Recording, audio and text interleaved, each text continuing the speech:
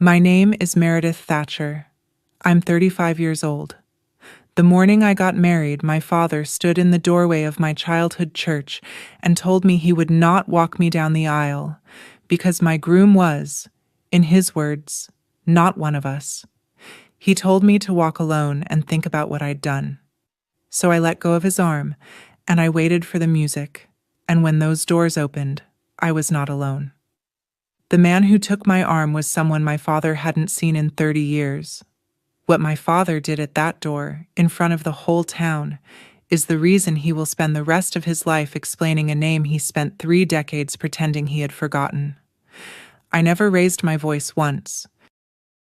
Welcome back to Calm Drama Stories. This is a channel for women who have learned that the quietest person in the room is usually the one holding the truth. If a story ever speaks to something you carried alone, you are among friends here. Drop a comment and be sure to subscribe. Let me take you back to the Tuesday I decided to tell my parents I was engaged. I was 35, living in Indianapolis, a little over 2 hours from the farm I grew up on. I'd left that farm at 18 with 1 suitcase and a half scholarship, and I paid for the rest of nursing school by working night shifts at a nursing home. I work hospice now, which means I sit with people in the last rooms of their lives. You learn things in that work nobody tells you when you sign up. You learn what people regret. Almost nobody regrets the truth they told. They regret the truth they swallowed, the apology they never made, the door they let stay shut. Theo and I had been together 4 years by then. He was a large animal veterinarian, the kind of man who could talk a 1,000-pound steer down out of a panic and then come home and tear up at a phone commercial. On my refrigerator there was a photograph, soft and pale at the corners, of a man I called my uncle. People asked about him sometimes. Friends, Theo, the woman who cleaned for me. I never explained him. There was a tree in that photograph too.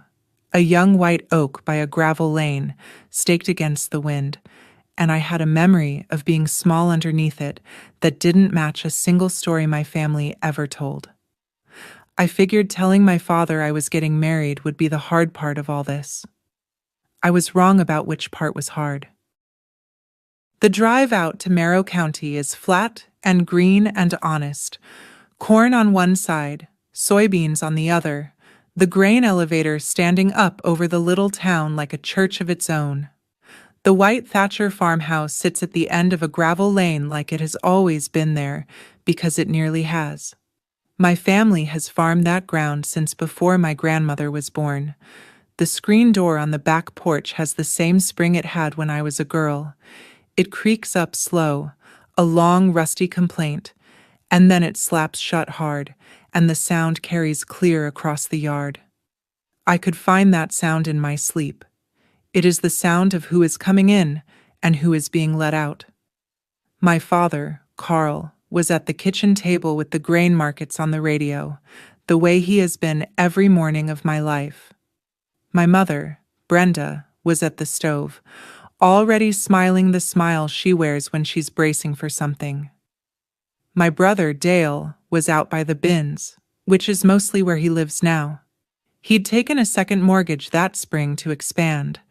Big plans, a new grain bin, a truck scale, another 40 acres he'd been wanting since high school. Across the section line, old Earl Hollis lifted a hand to me from his porch, the way he had 1,000 times. He'd farmed beside us my whole life. My mother dried her hands on a dish towel and walked me right back out toward the truck before I'd hardly gotten my coat off.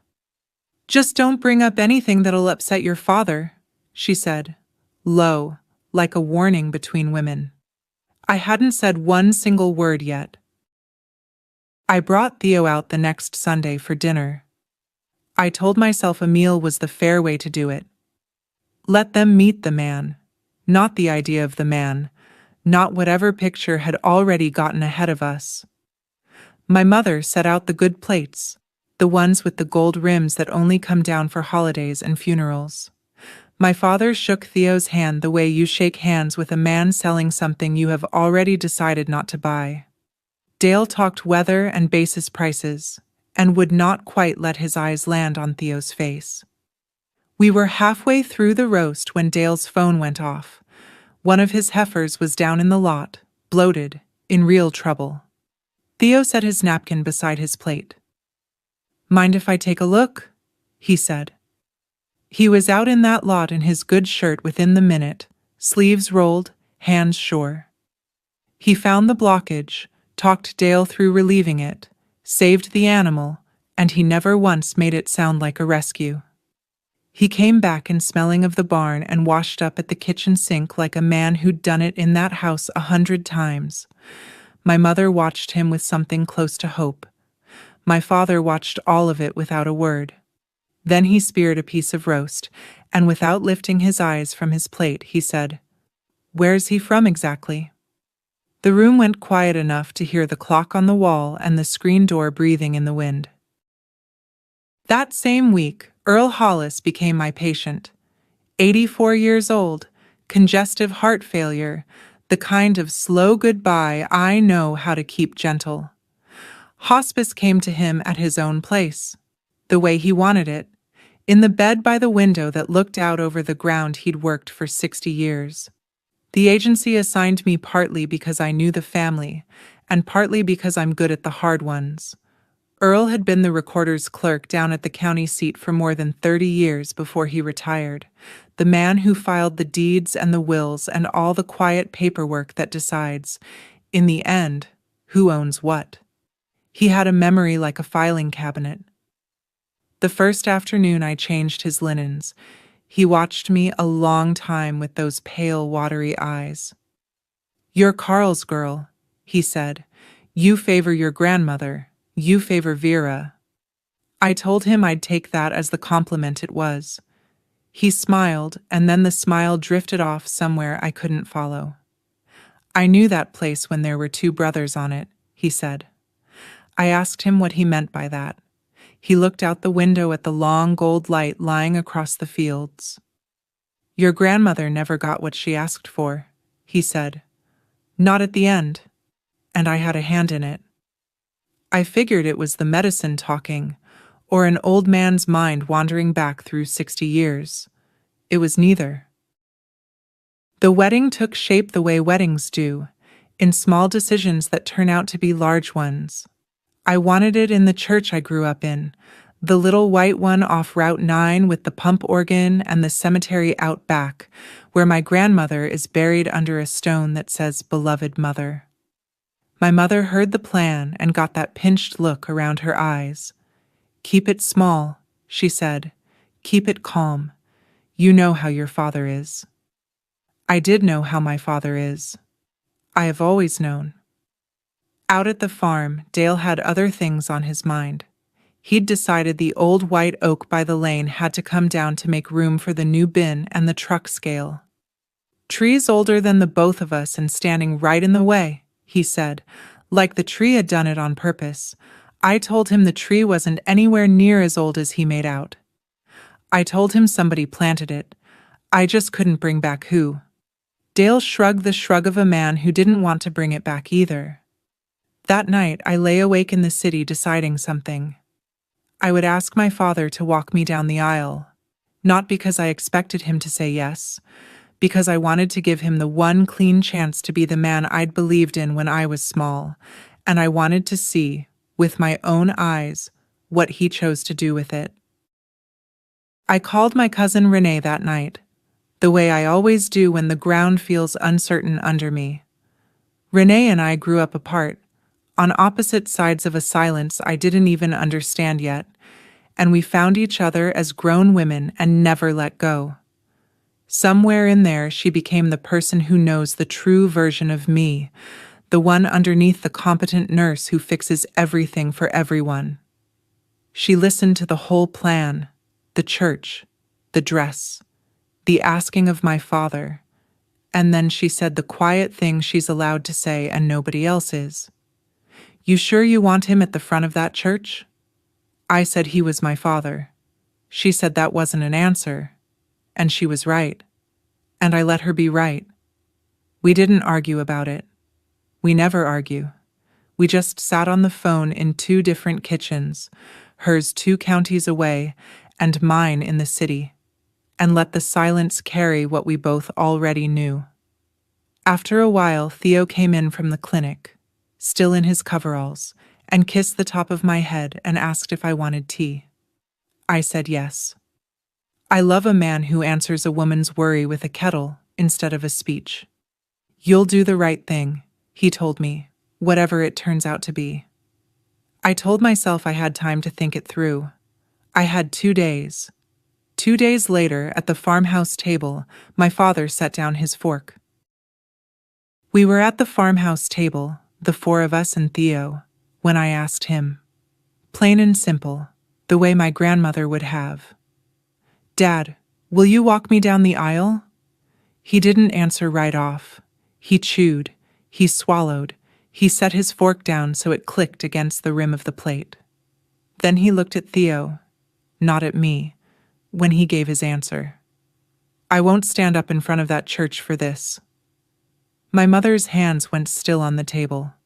Dale found something fascinating in the bottom of his water glass.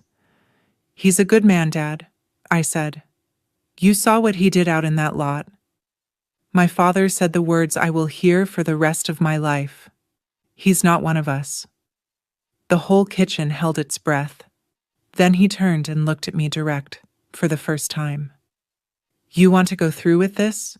You go through with it without me. Walk yourself in, and think hard about what you're doing to this family." Theo never moved, never flinched.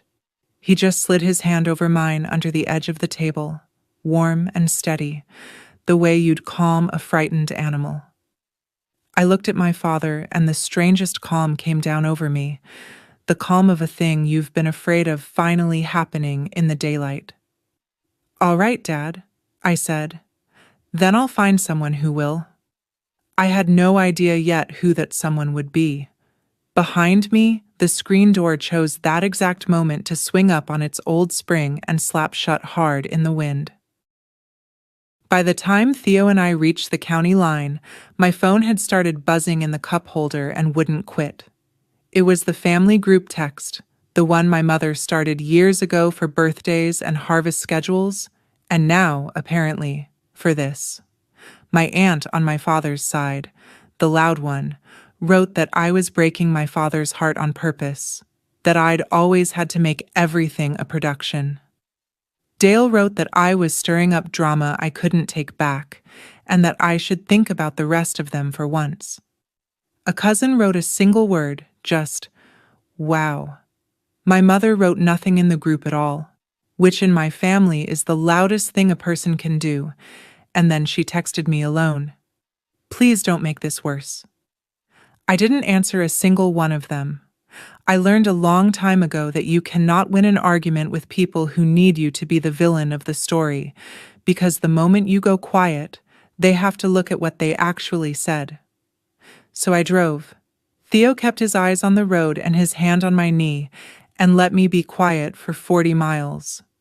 At a red light in Greenfield, with the phone still going off in the cup holder, I opened my contacts and scrolled down past my father, past Dale, past my mother, all the way to a name I hadn't dialed in months. The name was just 2 words, Uncle Eli. 2 days later, I drove to my uncle's place, 2 counties over, where the chosen half of my family lives. Eli Thatcher is my father's older brother. He's 64 years old, with my grandmother's same soft gray eyes, and he runs a feed and seed business that half the farmers in his county lean on to get their crop in the ground. His wife, Loretta, met me at the door with flour on her hands and pulled me into a hug that smelled like a Sunday kitchen. Their daughter, my cousin Renee, was already at the table, because of course she was, because this is where we both drive when something at home breaks. This is the family I go toward. I sat down in that warm kitchen and I didn't ask my uncle for one thing yet.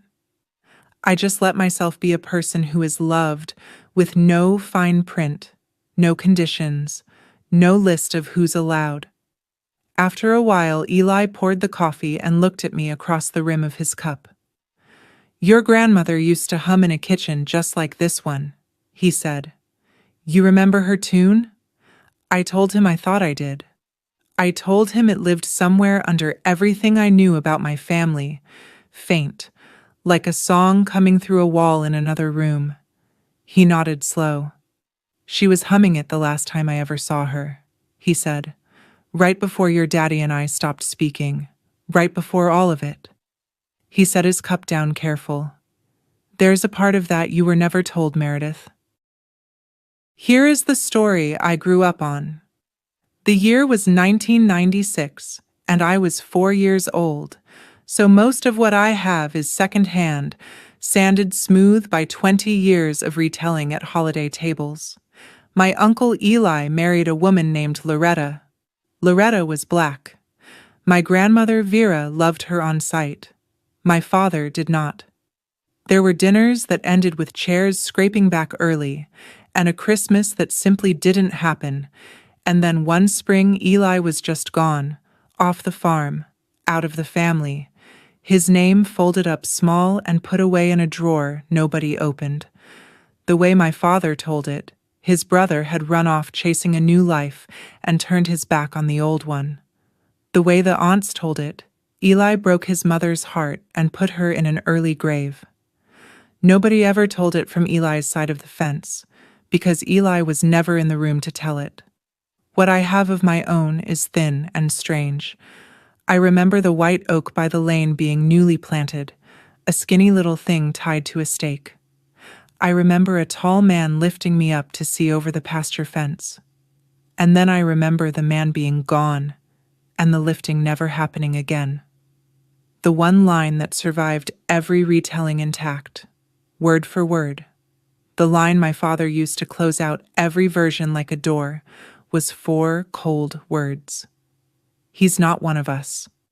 That was the story I grew up on. It was missing the one piece that turned out to matter most. Earl Hollis was slipping faster now. Some afternoons he was sharp as a tack, and some afternoons he drifted out on the tide and didn't come back until evening. On a sharp one, while I took his pulse, he caught my wrist with a hand like a dry leaf and held on with more strength than he had any right to. "Your grandmother came to me," he said, "before she passed. Vera. She drove herself down to the courthouse, sick as she was, and she sat in my office, and she told me she wanted that land split even between her 2 boys. Even. She said it twice, so I'd be sure I had it right. I asked him what happened to what she wanted. His eyes filled and spilled over, and he didn't wipe them. "It didn't happen that way," he said. "Papers got signed in the weeks after that, never should have been signed, and I'm the one who filed them. I knew better the whole time, and I filed them anyway, because Carl Thatcher was a hard man to say no to, and I was a coward in a small county. I told him to rest, that none of it had to be tonight." He shook his head against the pillow, like resting was a thing he'd flat run out of. "I kept copies," he said, "all these years, in case somebody ever came along who'd do right by it." He sank back, worn through, but he held my eyes till I promised. "Come back Thursday, nurse," he said. "I'll have something to put in your hands." I drove home that night with my grandmother's name going around in my head, and under it, that tune I still couldn't quite catch. I asked my Uncle Eli to walk me down the aisle on a Sunday afternoon, on his back porch, with Loretta snapping beans into a colander beside us, and the cicadas going in the trees. I said it the way you say the truest things, fast, before you can talk yourself back out of it. "Will you give me away?" He went quiet a long time. He set his coffee down on the porch rail. "Meredith," he said finally, "if I walk through the door of that church, your father is going to see a ghost come back from 30 years gone. The whole town is going to see one." I said maybe the town needed to see a ghost. Maybe a ghost was just the truth, standing up where everybody could look at it. He almost smiled at that. "You sure you want a ghost at your wedding?" he said, "instead of a father?" Loretta reached over without looking up from her beans and put one hand flat on his arm. "Eli," she said in the voice of a woman who has waited a very long time for a particular door to open, "the girl asked you a question. Don't make her ask it twice." He looked at his wife, and then he looked out at his own fields a while, and something 30 years old shifted behind those gray eyes. "Let me think on it," he said. "But I already knew. You don't tell somebody you'll think on the very thing you're going to say no to. You just say no." My mother caught me alone in the church parking lot after a planning meeting one evening. She'd driven all the way out from the farm just to find me standing there by my car in the gravel. "I need to say something to you," she said, "and I need you to never repeat it to anyone." I waited. In that flat lot light, she looked older than I'd ever let myself see her, every one of her 63 years sitting right there on her face. "Your grandmother," she started, "Vera, she wanted things a certain way. With the land. With her boys." My breath snagged in my chest. "What way, Mama?" I asked, soft, the way you ask a patient something they're afraid to answer. She opened her mouth, and for one long second I watched the whole truth come up and stand right there behind my mother's teeth, 40 years of it, ready to fall out into the gravel between us. Then her face eased shut, slow, like a screen door let down gentle so it won't slap. "Some things are better left in the ground," she said, with her. She got in her car. I stood in that empty lot a long time after her taillights were gone, and I understood a thing I'd spent my whole life refusing to understand. My mother had not been cruel all those years. My mother had been afraid. She'd been afraid for 40 years, and fear that old stops looking like fear from the outside. It just starts to look like silence at the supper table. Dale came to see me himself, which he never does. He drove the whole 2 hours into the city and stood in the doorway of my apartment with his cap turning in his hands like a man come from a funeral. "I hear you've been out to Eli's place," he said. I said I had. He came in but wouldn't sit, wouldn't take the coffee, just stood there in the middle of my front room filling it up. I mortgaged everything to expand this spring. The bins, the scale, the new acres. Second mortgage. Every dollar I've got, and a good many I don't, are in that ground. I told him I knew that. "If Eli's name comes back up," he said, and his voice dropped, "if anybody down at the county starts asking how the title got to be the way it is, the bank gets nervous, and a nervous bank can call a loan. The whole operation's at risk. The whole farm." I looked at him a moment. "What exactly are you scared somebody's going to find, Dale?" I asked. He didn't answer that. He couldn't quite meet my eye. "Just keep him away from the wedding," he said. "You bring that man back here, you're not just ending a wedding, you're ending the farm." Then he set his cap back on his head and drove 2 hours home in the dark. And I stood there and turned it over, and I noticed the one thing he'd been careful not to say. He never once said it wasn't true. He only said it would cost him if it came out. Thursday came. Earl was waiting on me, propped up against his pillows, clearer than he'd been in a week, the way some folks rally bright right at the very end. He told me to look in the bottom drawer of the bureau, underneath the winter quilts. I knelt and dug down and found a worn manila folder, gone soft as cloth from 60 years of careful hands. Inside was a copy of my grandmother's will, dated and signed and witnessed, leaving the home place to her 2 sons in equal shares. And clipped behind it, a copy of a quitclaim deed from 1996, signed by Eli in a shaky hand, signing his whole half away for almost nothing, dated just 3 weeks before Vera died, when she was already too sick to sit up. I filed papers I knew in my bones were wrong, Earl said. Your daddy brought Eli into my office grieving and scared and shamed, and told him this was what their mother wanted, that it kept the peace, that it was the honorable thing. It was no such thing. I had Vera's real words sitting in my own drawer the whole time he said it.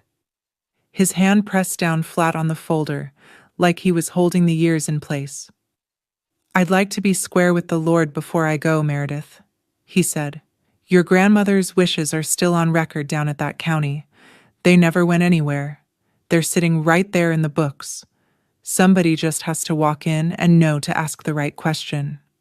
3 nights later, he was gone, but the folder was already in my hands. The wedding rehearsal was the following Friday evening in the parish hall beside the church, with the whole wedding party there, and the pastor walking us through the order of things. My father came, which surprised me at first, until I understood why. He came to make his point in front of an audience, where it would do the most work. When the pastor asked, gentle, who would be walking the bride down the aisle, my father stood up from the folding chairs.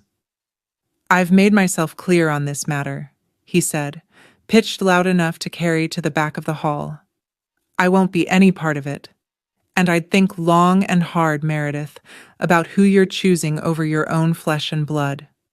The pastor tried to soften it, tried to move us along. My father wasn't finished. You want to march yourself down there with your decision, he said. Then you walk alone. Walk alone, and think about what you've done to this family. Then he crossed that hall in front of everyone, shoved open the side door, and let it slap shut behind him so hard the panes rattled in the windows. The whole room sat there inside that sound. My maid of honor reached over and found my hand. Theo stood very still up at the front, watching me, not saying a word, because he knew I didn't need rescuing. I needed witnessing. My father drove off thinking the bang of that door was the last word on the whole subject. It wasn't even close to the last word. It wasn't even the right door. I want to stop right here for just a second. If you have ever had someone you love hand you a condition for their love, be this, marry that, stay quiet, keep the peace, and you have felt the floor tilt under your feet, then you already know exactly what that church hall felt like. Stay with me. What happened when those big doors finally opened is the part I waited my whole life to be able to tell out loud. Comment and tell me where you're listening from tonight, and let's keep going. The county seat is a 40-minute drive from the farm, and Eli drove us himself, the manila folder flat on the back seat like a thing that might wake up if we jostled it. Sandra Ortiz kept a small office over a hardware store with a window that looked down on the courthouse square. She was maybe 50, gray at the temples, and she listened to the whole thing without once interrupting, which is how you know somebody has done this work for a long time. When Eli finished, she put on her glasses and went through the folder page by page, the quitclaim, the copy of Vera's will, Earl's shaky handwritten note about the date the deed was recorded. She did not gasp. She did not tell us we were about to be rich. She tapped the recorded deed and said the date was the part that mattered, that a transfer signed while the grantor's mother was dying, and her own will said something different was the kind of thing a court could be asked to look at. Then she set the pages down and looked at the two of us over the top of her glasses. "Give me a week," she said. "I will pull the recorded deed and the probate file from the courthouse myself, and I will tell you what is really here. And until I do," she said, "you do not say one word about this to your father, or your brother, or anybody who shares a fence line with them." Eli nodded like a man who had waited a long time and could wait a little more. I nodded because I did not trust my own voice yet. She called on a Thursday, 6 days later, and asked us both to come in. The probate file confirmed the rough shape of Earl's story. Vera's will, the real one, signed and witnessed 2 years before she died, divided the home place evenly between her 2 sons. The 1996 quitclaim that moved Eli's half to Carl had been signed in the same season Vera was failing, and the will had never been formally administered, which Sandra said was the loose thread the whole thing hung on. She was careful with her words in a way I have come to respect. She did not say we would win. She said the transfer was the kind of thing a court can reopen, that between the timing, the unadministered will, and the question of how a grown man came to sign away his birthright in the worst year of his mother's life, there was a real argument for undue influence. Presumptively voidable, she said, not a sure thing. I wrote those 3 words on the back of my hand in the parking lot so I would stop rounding them up into a promise. Then Sandra asked Eli the question that mattered. "Do you want me to file now?" she said. "Or do you want to wait?" Eli looked out her window at the courthouse a long moment. "File it after," he said. "My niece is getting married Saturday, and I am not going to walk into that church carrying a lawsuit. I waited 30 years. The lawyers can wait 1 more week." I told one person before the wedding, and I told her by accident. Aunt Ruth caught me on the phone the next evening, asking what flowers we'd settled on, and somewhere between the centerpieces and the seating chart, my voice cracked, and the whole thing came out. Earl and the folder, and Eli and Sandra Ortiz, and the 3 words on the back of my hand. Ruth was quiet for so long I thought the call had dropped. Then she said, in a voice I had never heard her use, that she had a cedar chest at the foot of her bed, and that inside it was every Christmas card Eli had mailed her for 30 years, 1 a year, never missed, each one signed by Eli and Loretta, and then later by Eli and Loretta and Renee. She had kept them where Carl would never look. She said she had spent 3 decades being the sister who didn't make trouble, and she was tired of it clear down to the bone. "I have been waiting 30 years, she said, for somebody in this family to open a door instead of slamming one. Bring your Uncle Meredith. I will be in the second pew, and I will stand up so fast it will scare people." I sat down on my own kitchen floor when she said it, because for the first time the thing I was about to do stopped feeling like a grenade and started feeling like a homecoming somebody else had been praying for too. My father, meanwhile, was working the only room he still controlled. He called the pastor twice. He called 2 men on the church board, men he'd farmed beside for 40 years, and he told them his daughter was making a spectacle, dragging old family business into a house of worship, embarrassing her mother in front of the whole county. He did not say the word race to them. He never said it to anyone whose opinion he needed. He said spectacle and family business. And after everything we've done for that girl, which is a sentence that has never once been followed by a true accounting of what was actually done. Pastor Reeves called me Thursday night, gentle and tired, and told me my father had asked him to have a word with me about the tone of the day. I asked the pastor one question. "Reverend," I said, "has my father told you who he wants kept out of that church, and why?" There was a silence on the line. Then the pastor said he had not asked for particulars, and that maybe it was time he did. My father, I think, expected the church to close ranks around him the way it always had. Instead, Pastor Reeves told him only, "We'll see, Carl," which is the most dangerous sentence a careful man can say to a man who is used to getting his way. The night before the rehearsal dinner, Eli came by the little rental house Theo and I had taken near the church, and the 2 of us sat on the back step while Theo and Loretta did dishes inside. The white oak came up, the way it always did with Eli, because he had planted one just like it the spring before he left, a sapling no thicker than his thumb, down by the lane where it met the road. Dale wanted it cut now, he told me, to make room for the new grain bin, and the surveyor's stakes had it sitting right on the line of the disputed half. I said something bitter about Dale, and Eli stopped me with his hand. He said the thing I have carried with me ever since. I never came for the land, Meredith, he said. I came for my brother. I spent the first 10 years angry and the next 20 just missing him, and I would trade every acre of that place for one Sunday where Carl looked at Loretta and saw a daughter. He said the lawsuit was Sandra's business and the truth's business, but it was never his reason. And sitting there on that step in the dark, I finally understood the difference between losing a fight and refusing to have one. My uncle had refused, for 30 years, to become the small thing my father needed him to be. If you're still with me, do me one small favor and tap that subscribe button, because the next part is the part the whole story was built toward, and I want you here for it. These big doors, the ones I keep telling you about, they are about to open. Let's finish this together. My mother made her last stand in the church parking lot after the rehearsal, when everyone else had driven off, and it was just the two of us and the long blue Indiana dusk.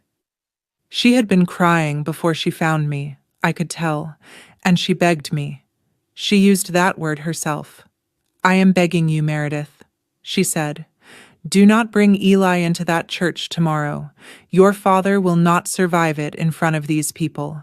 If you do this, you will break this family in one afternoon, and it will be on you. You will be the one who did it. And there it was, the oldest trick in our house, the one I had watched her work my whole life, taking the thing the man did and setting it down gently in the lap of whatever woman was standing closest. I looked at her for a long moment. I almost told her I knew about Vera's will. I almost said, You knew the whole time and you let him keep it. But her face was so frightened that I could see the girl she must have been 40 years ago, choosing the house over the truth, because the house was warm and the truth was cold and she was young. So I only said, Mama, I am not breaking this family. I am opening it. The break happened in 1996. You all just learned to walk around it. She put her hand over her mouth. Please, she whispered through her fingers. I can't lose all of them in one afternoon. It was the truest thing she said to me in years, and it was still, underneath, a request that I be the one to keep losing instead. Earl Hollis died the night before my wedding, a little after 11,